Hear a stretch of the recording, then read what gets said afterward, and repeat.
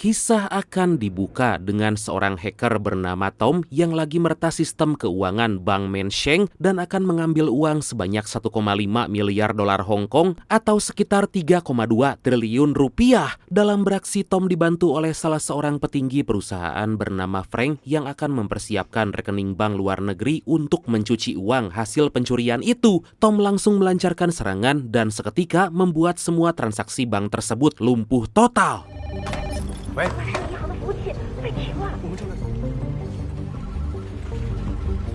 Dan inilah Cyber Haze.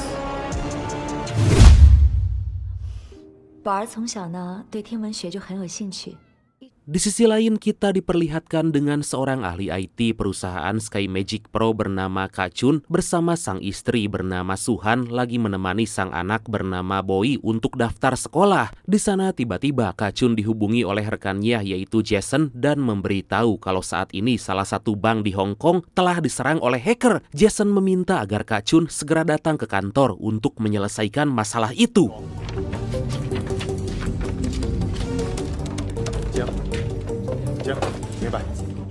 Dalam bank, para pekerja terlihat sangat kebingungan karena akibat serangan itu semua sistemnya menjadi error. Manajer bank tersebut memberitahu kalau kantor pusat akan segera memberi akses server kepada perusahaan Sky Magic Pro agar sistem mereka bisa segera diperbaiki. Sementara itu, Tom meminta Frank agar segera menyelesaikan transaksi karena rekening luar negeri yang menerima uang hasil kejahatan mereka hanya bisa bertahan selama 5 menit. Meskipun pada awalnya ragu kalau 5 menit akan cukup, akhirnya Frank berhasil memindahkan semua uang tersebut ke rekening luar negeri. Wow!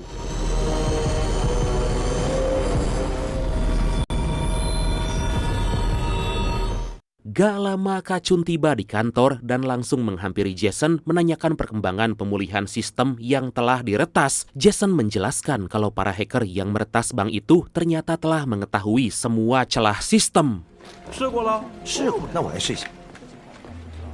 Sadar kalau para hacker sangat ahli, Kak Chun langsung beraksi di depan komputernya untuk memulihkan sistem yang telah diretas. Gak lama Kak Chun berhasil masuk ke dalam sistem dan terlihat banyak sekali rekening bank Mensheng yang lagi melakukan transaksi. Kak Chun curiga karena akses server yang diberikan bank Mensheng seharusnya gak membuat banyak rekening bank melakukan transaksi.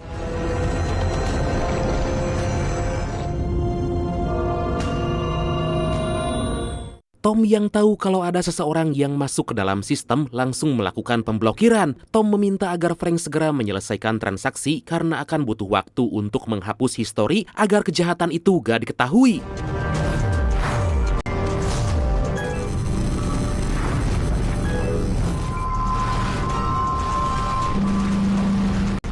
Sementara Kak Chun akan menggunakan firewall buatannya untuk mencoba memulihkan sistem. Jadi singkatnya, firewall akan berfungsi mengamankan jaringan. Tapi karena firewall buatan Kak Chun belum diuji, Jason berkata kalau pilihan itu akan sangat beresiko dan kemungkinan besar mereka berdua akan kena masalah. Dengan percaya diri, Kak Chun pun tetap menggunakan firewall miliknya untuk menghentikan serangan hacker.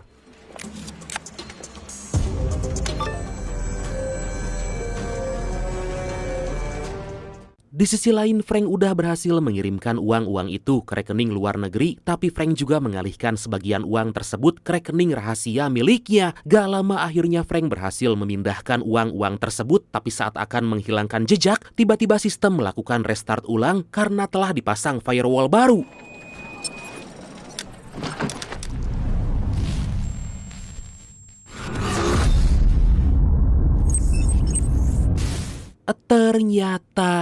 Ternyata Frank adalah orang dalam dan petinggi perusahaan Sky Magic Pro. Kemudian Frank yang kesal langsung keluar ruangan dan bertanya siapa yang telah memasang firewall baru. Kak Chun pun menjelaskan kalau terdapat transaksi mencurigakan dan dia pun menghentikannya dengan memasang firewall buatannya. Mendengar hal itu, Frank memuji apa yang dilakukan Kak Chun, tapi karena firewall itu belum diuji, kemungkinan akan terjadi masalah dan bisa merugikan perusahaan. Di tempat lain, Tom memberitahu seseorang bernama Ming Chi kalau Frank telah melakukan 3 transaksi tambahan untuk mencuci uang hasil peretasan. Dari situ didapatkan fakta kalau Ming Chi juga merupakan petinggi di Sky Magic Pro dan menggunakan perusahaan tersebut untuk mencuci uang. Setibanya di kantor, Ming Chi langsung mengajak Frank agar berbicara empat mata karena telah berbuat di luar rencana. Frank berkata kalau dia hanya mencari uang sampingan karena resiko yang dia tanggung sangatlah besar. 5分钟已经是极限，这是他们的问题。 Scene berpindah ke sebuah kantor polisi unit kejahatan cyber yang udah dari lama menduga kalau kejahatan digital yang terjadi selama 2 tahun ini berasal dari orang dalam perusahaan Sky Magic Pro. Seorang polisi bernama Inspektur Ben menduga kalau ada orang yang korup di perusahaan tersebut karena apa yang selama ini terjadi modusnya selalu sama, yaitu sebuah kerusakan sistem secara tiba-tiba. Inspektur Ben memerintahkan timnya agar melacak apakah ada pekerja Sky Magic Pro yang punya rekening bank di luar negeri. 编辑总行高层。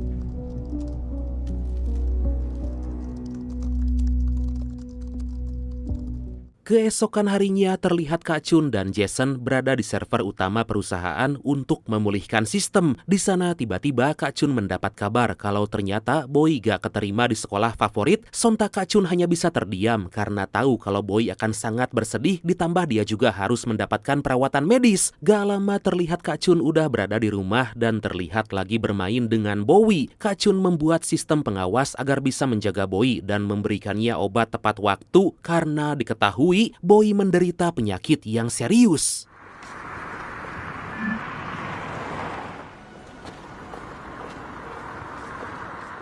Beberapa hari kemudian, Kak Chun menemui salah seorang guru untuk memohon agar Boy diberikan kesempatan hingga bisa diterima di sekolah favorit. Sebagai ayah yang baik, Kak Chun berusaha agar Boy mendapatkan sekolah terbaik, tapi guru itu berkata kalau keputusannya udah final. Kak Chun terus memohon karena penyakit yang diderita Boy membuatnya terlambat untuk sekolah selama 3 tahun. Tapi guru itu menjelaskan kalau Kak Chun harus membayar biaya 1-10 miliar rupiah agar Boy bisa masuk di sekolah swasta favorit tersebut.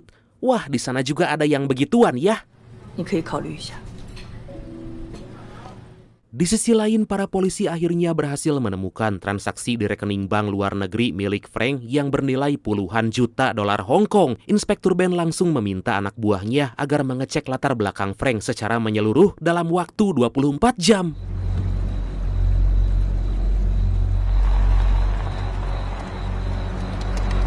Sementara itu, Ming Chi menemui seorang mafia bernama Mr. Pong yang selama ini mengajaknya masuk ke dalam bisnis kejahatan cyber. Ternyata Mr. Pong telah tahu kalau Frank telah mencuci uang di rekening pribadinya dan menanyakan apakah Ming Chi ikut terlibat atau tidak. Ming Chi menjelaskan kalau Frank punya masalah yang membutuhkan banyak uang dan saat ini Ming Chi udah mengurusnya.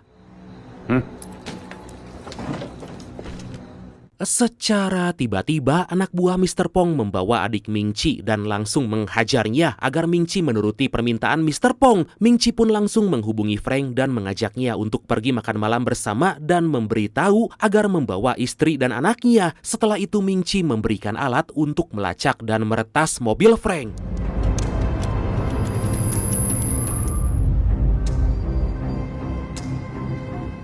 Gak lama anak buah Mr. Pong langsung mengejar Frank dan meretas mobil yang dikendarainya. Frank tersadar kalau mobilnya mengalami masalah dan dia gak bisa mengendalikan mobil itu. Anak buah Mr. Pong mengunci sistem pengereman dan membuat mobil tersebut terus tancap gas.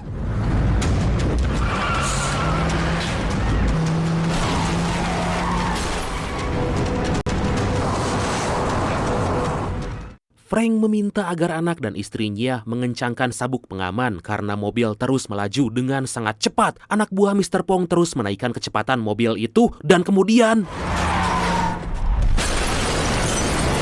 Frank yang masih selamat mencoba menyelamatkan anak dan istrinya, tapi tiba-tiba mobil itu malah meledak. Dengan begitu kejam, anak buah Mr. Pong merekam Frank yang meminta tolong karena tubuhnya terbakar oleh api. Ya iyalah, oleh api kalau terbakar mah. Gak lama Mr. Pong langsung menunjukkan rekaman tersebut kepada Ming Chi agar membuatnya takut dan gak berani sampai macam-macam dengannya. Sebelum pergi, anak buah Mr. Pong menyerahkan adik Ming Chi yang udah dalam keadaan gak sadarkan diri.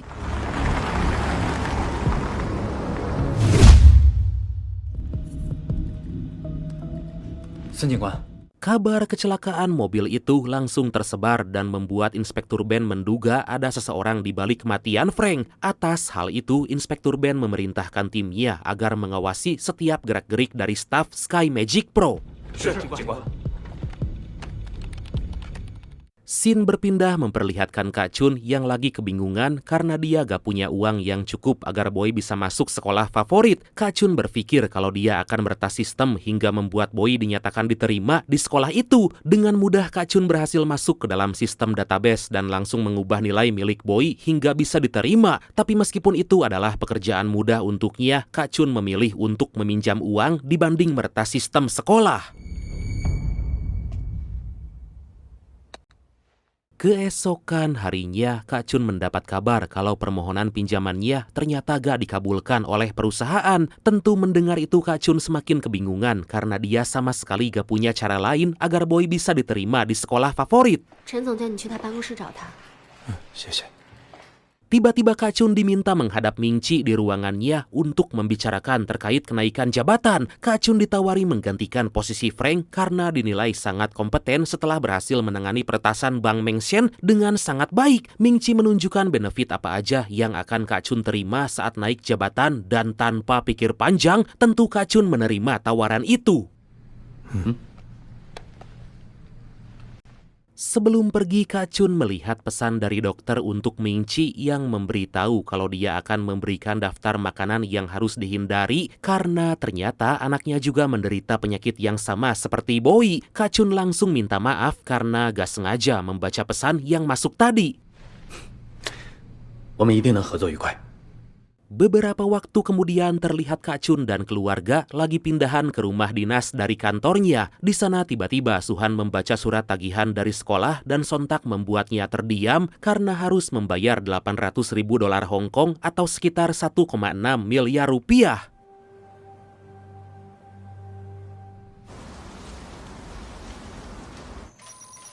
Hingga di malam hari, Suhan bercerita kepada Kak Chun soal biaya sekolah Boy. Kemudian Kak Chun berkata agar jangan khawatir. Kak Chun berjanji akan mencari biaya karena bagaimanapun Boy harus masuk sekolah terbaik.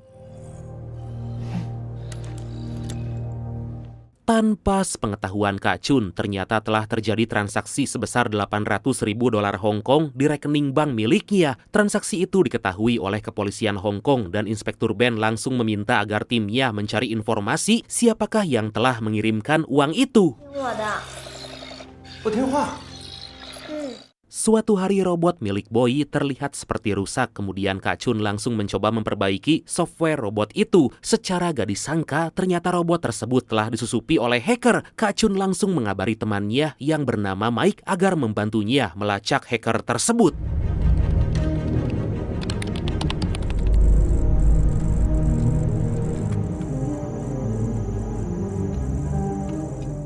Mike langsung melacak IP yang diberikan Kak Chun dan gak lama akhirnya dia berhasil menemukan lokasi dari IP tersebut. Mike memberitahu kalau hacker itu menggunakan IP address anonim yang diubah setiap 5 detik. Secara mengejutkan terdapat 5 perusahaan berbeda yang terdapat di alamat yang sama dan rekening bank perusahaan tersebut memiliki transaksi yang mencurigakan. Mike menduga kalau itu merupakan rekening pencucian uang karena banyak riwayat transaksi dengan nominal yang sangat fantastis. 这些公司最大的 Tiba-tiba Mike kaget karena mendapat informasi kalau perusahaan itu pemilik saham terbesarnya adalah Kak Chun dan telah terjadi transaksi ke rekening pribadinya sebesar 800.000 dolar Hong Kong. Seketika Kak Chun terdiam dan menduga kalau Ming Chi telah mengkambing hitamkannya untuk melakukan pencucian uang.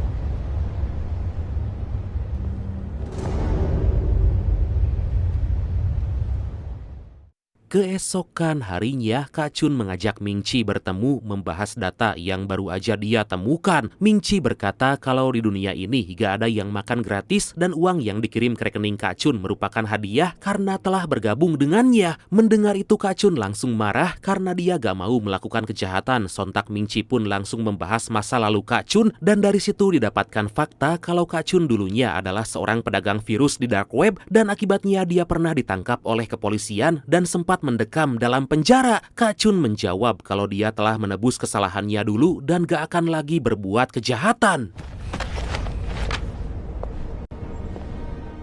Tiba-tiba Ming-Chi menggeledah baju Kak Chun karena menduga kalau dari tadi pembicaraan mereka lagi direkam. Kemudian Ming-Chi langsung melemparkan HP milik Kak Chun ke laut dan mengingatkan kalau Kak Chun hanya tinggal menekan tombol enter aja untuk membantunya melakukan pencucian uang.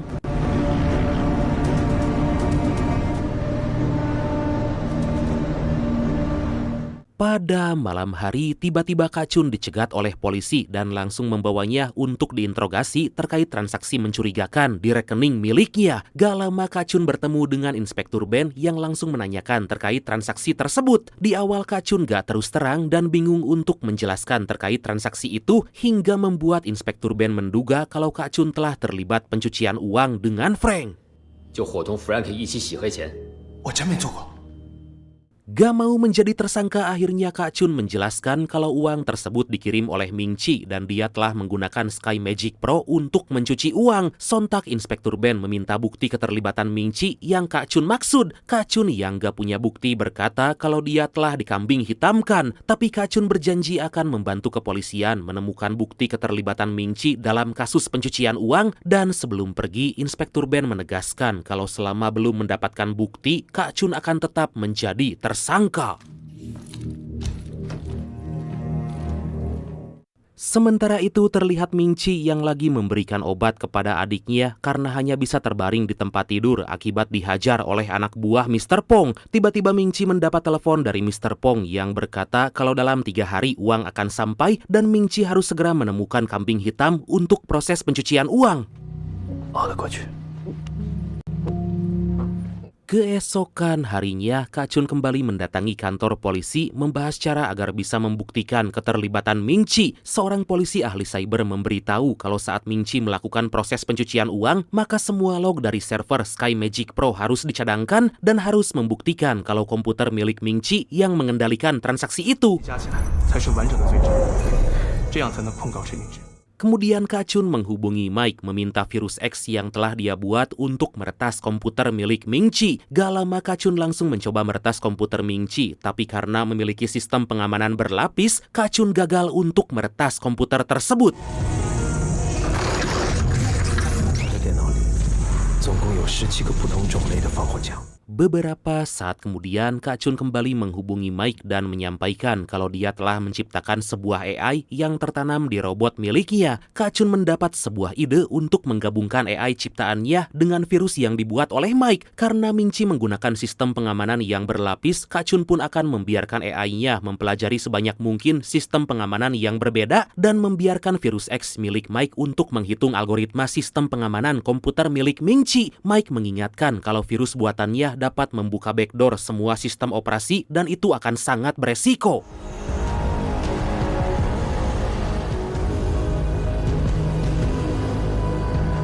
Setelah itu Kak Chun kembali bertemu dengan Inspektur Ben untuk menjelaskan kalau dia akan menghubungkan server Sky Magic Pro dengan server kantor polisi agar saat Ming-Chi melakukan proses pencucian uang, para polisi bisa langsung merekam log atau histori dari server tersebut. Kak Chun juga akan menggunakan AI inovatifnya untuk meretas komputer milik Ming-Chi.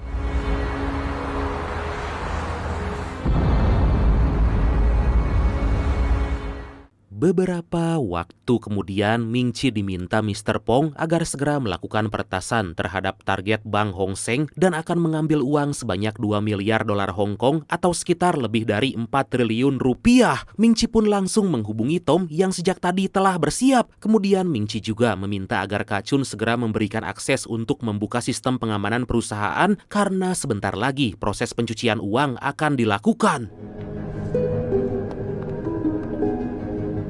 Kak Chun langsung melapor pada Inspektur Ben dan meminta agar segera bersiap menyalin semua data dari server Sky Magic Pro. Kemudian Kak Chun langsung pergi ke ruangan server memasang virus AI untuk meretas komputer milik Ming-Chi. Kak Chun meminta Mike agar membantunya, tapi karena virus itu belum diuji, Mike mengingatkan agar tetap berhati-hati.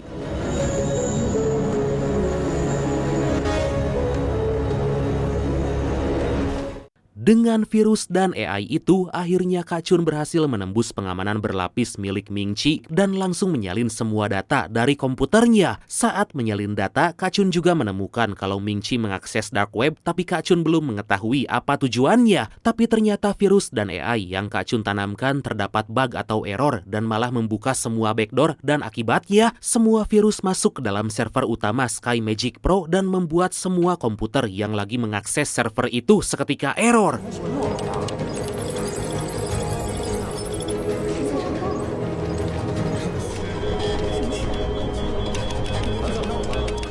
Kacun segera meminta Inspektur Ben agar memulihkan komputer dan menghentikan penyebaran virus. Mendengar hal itu, Inspektur Ben menolak karena jika dipulihkan atau direstart, maka semua bukti dari komputer Ming-Chi akan terhapus. Tapi Kacun meyakinkan kalau semua bukti keterlibatan Ming-Chi udah dia dapatkan, dan akibat dari serangan virus itu, akhirnya proses pencucian uang pun gagal dan Ming-Chi langsung meminta Tom agar segera menemuinya di kantor.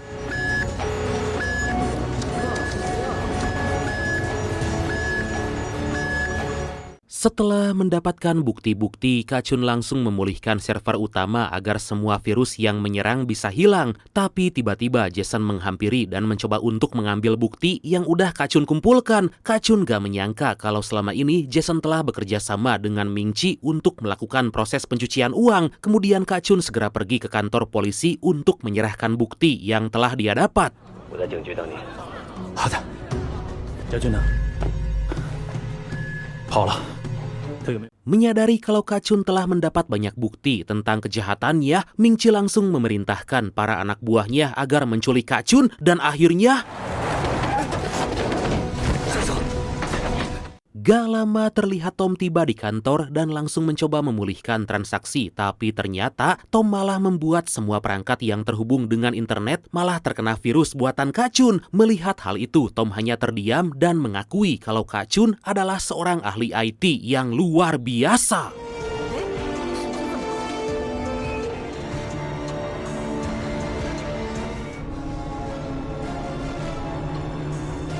Tom mencoba melawan virus AI dengan antivirus buatannya, tapi karena sistem backdoor terbuka, maka semua virus akan terus menyerang semua komputer. Dan tentu aja proses transaksi gak bisa dilakukan karena hanya Kacun yang bisa memulihkan kembali server. Ming-Chi meminta Tom agar segera memulihkan HP-nya agar bisa menghubungi para anak buahnya yang telah berhasil menculik Kacun. Sementara itu terlihat Kacun yang berusaha melepaskan diri hingga akhirnya aksi baku hantam pun gak bisa terhindarkan lagi. Setelah itu Kacun langsung pergi, kemudian Ming-Chi yang mengetahui hal itu langsung memberikan lokasi Kacun kepada para anak buahnya agar segera kembali bisa menangkap Kacun.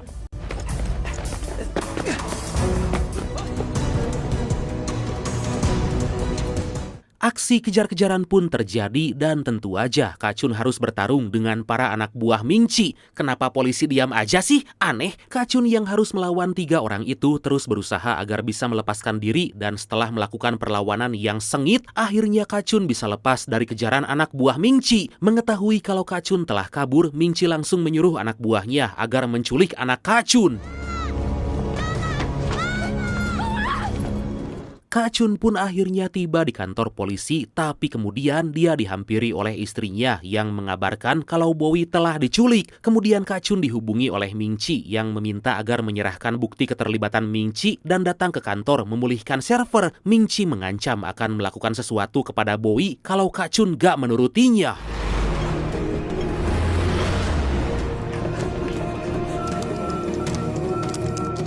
Kacun dan Suhan segera pergi ke kantor untuk menyelamatkan Bowie. Kemudian para polisi yang melihat hal itu langsung mengejar. Kacun memberitahu Suhan kalau dia udah mendapatkan bukti keterlibatan Ming-Chi. Kacun mencoba menenangkan Suhan karena dia bisa melacak Bowie lewat GPS yang terdapat dalam smartwatch-nya.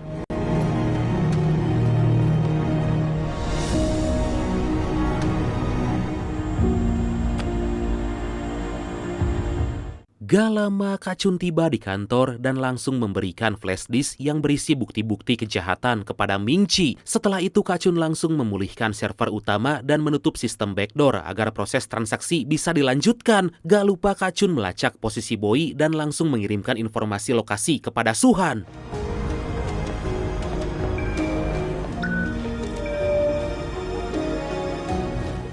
Bukannya mengirimkan semua uang itu ke rekening bank luar negeri, Ming-Chi malah meminta Tom agar mengirimkannya ke sebuah platform trading. Mendengar itu sontak Tom merasa takut karena kalau sampai ketahuan Mr. Pong, tentu aja nyawanya akan terancam. Setelah berhasil diyakinkan oleh Ming-Chi, akhirnya Tom pun menuruti perintahnya itu.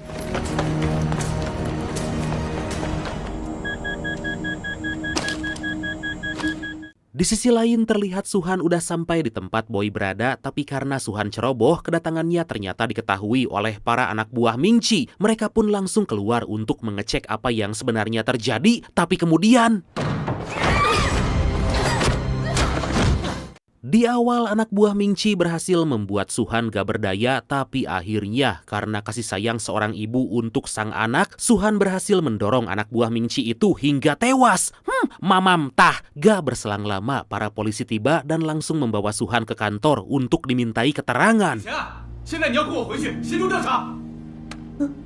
Sementara itu, setelah semua proses transfer berhasil, Ming-Chi langsung pergi sambil membawa alat milik Kacun. Secara gak disangka, Kacun mendapat pemberitahuan kalau detak jantung Bowie sangat lemah hingga akhirnya Kacun segera pergi. Dalam perjalanan, Kacun melihat sebuah berita yang mengabarkan kalau Kacun diduga terlibat dalam pelanggaran undang-undang penipuan dan penyalahgunaan komputer karena telah meretas sistem perbankan dan melakukan kejahatan pencucian uang. Tentu Kacun merasa sangat kesal karena dia kembali dikambing hitamkan. Gak lama akhirnya Kacun tiba di rumah sakit dan langsung melihat kondisi Bowie. Kemudian dokter memberitahu kalau Bowie udah sangat kritis dan akan segera dilakukan tindakan operasi. Polisi yang curiga kalau Kacun ada di rumah sakit sontak langsung memeriksa ruangan tempat Bowie dirawat, tapi ternyata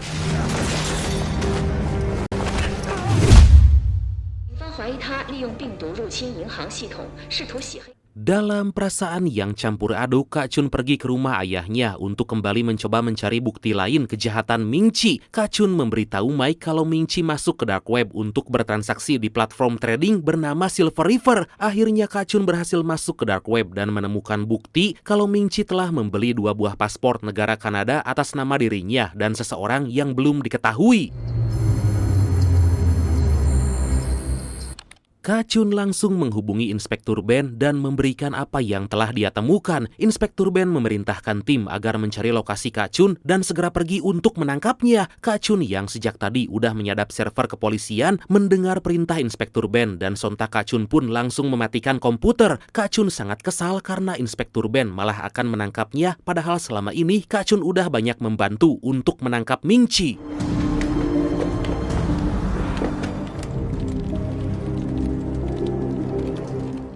Kacun segera pergi dari rumah sang ayah karena para polisi pasti akan segera mendatangi tempat itu. Dia pun kembali menghubungi Mike meminta bantuan agar dia menyebarkan berita tentang Kacun yang berhasil membuat lumpuh jaringan internet dengan virus AI di forum dark web untuk memancing pembeli dengan akun nomor Cry yang dari dulu sering bertransaksi dengannya dan diketahui kalau Ming-Chi pernah membeli sesuatu darinya saat dulu. Akhirnya Kacun berhasil bertemu lagi dengan nomor Cry dan langsung menyerahkan virus miliknya. Virus AI itu berhasil meretas semua data transaksi nomor Cry dan karena hal itu akhirnya Kacun pun berhasil meretas lokasi keberadaan Ming-Chi. Ternyata Ming-Chi membeli sebuah pistol dari dark web, setelah itu dia langsung pergi ke suatu tempat.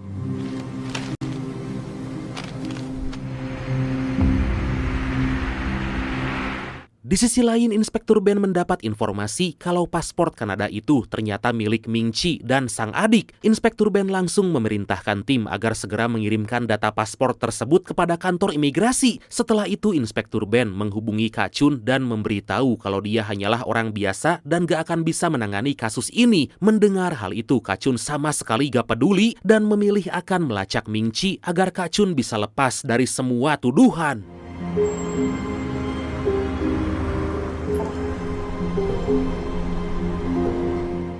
Akhirnya Kacun bisa berhasil mendapatkan lokasi Ming-Chi, tapi kemudian saat dia meretas CCTV agar bisa melihat apa yang Ming-Chi lakukan, Ternyata pistol yang Mingci beli digunakan untuk menghabisi Mr. Pong karena sangat dendam adiknya telah dibuat menderita. Saat akan pergi, tiba-tiba Mingci curiga dengan sebuah mobil yang kemungkinan telah merekamnya. Tapi beruntung, Kak Chun bisa mematikan kamera mobil itu tepat waktu. Setelah berhasil merekam, Kak Chun langsung mengirimkan video tersebut pada Inspektur Ben dan berkata kalau dengan bukti tersebut seharusnya udah cukup untuk menangkap Mingci. Tanpa pikir panjang, Inspektur Ben meminta agar Kak Chun menyerahkan lokasi Mingci karena akan segera menangkapnya.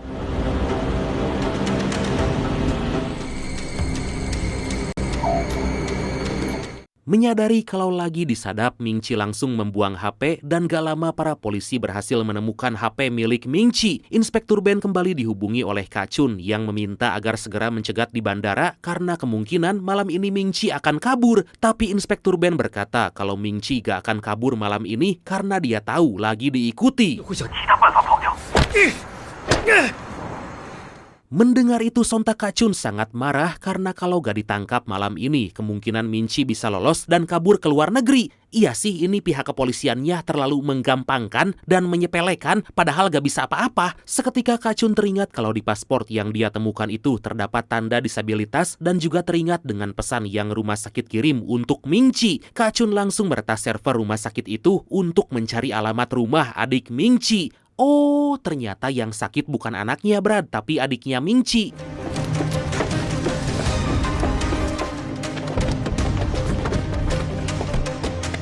Akhirnya Kak Chun berhasil menemukan alamat itu dan langsung memberikannya kepada Inspektur Ben karena kemungkinan Mingci akan berada di rumah tersebut. Dan benar aja, terlihat Mingci kini udah sampai di rumah dan langsung mengemasi semua obat untuk sang adik dan kemudian...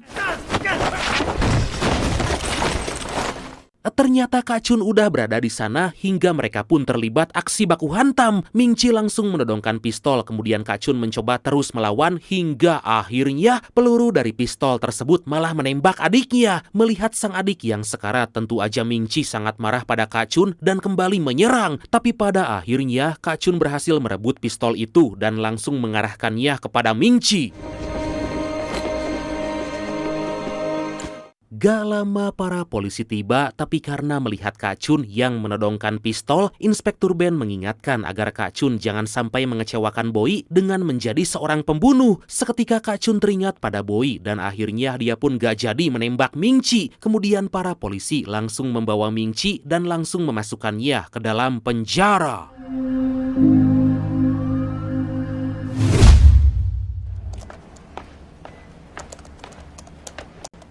Beberapa hari kemudian terlihat kalau Boy udah kembali sehat walafiat dan bisa keluar dari rumah sakit. Setelah melewati banyak rintangan dalam hidup, keluarga Kak Chun pun mengucapkan Alhamdulillah karena pada akhirnya mereka bisa kembali berkumpul dan menjadi keluarga yang sangat bahagia. Dan akhirnya film ini pun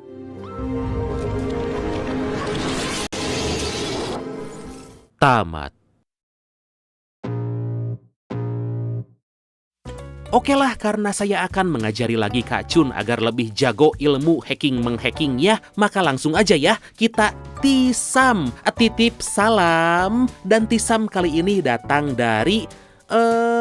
sebentar, saya cari dulu ya. Mana? Nah, ini dia. Datang dari Endra Setiawan. Hadir Brad, tisam buat mantanku. Cintaku memang kehalang orang tua, tapi cintaku padamu tak akan pernah pudar. Aduh, cinta mati ya Brad. Oke lah Bradku semua, makasih banyak ya udah nonton sampai akhir. Seperti biasa, mohon maaf karena masih banyak kekurangan. Semoga kalian dan keluarga sehat selalu. Salam sukses, salam santuy dan... see you next time. Bye-bye. Jangan bolong-bolong ya puasanya. Awas loh.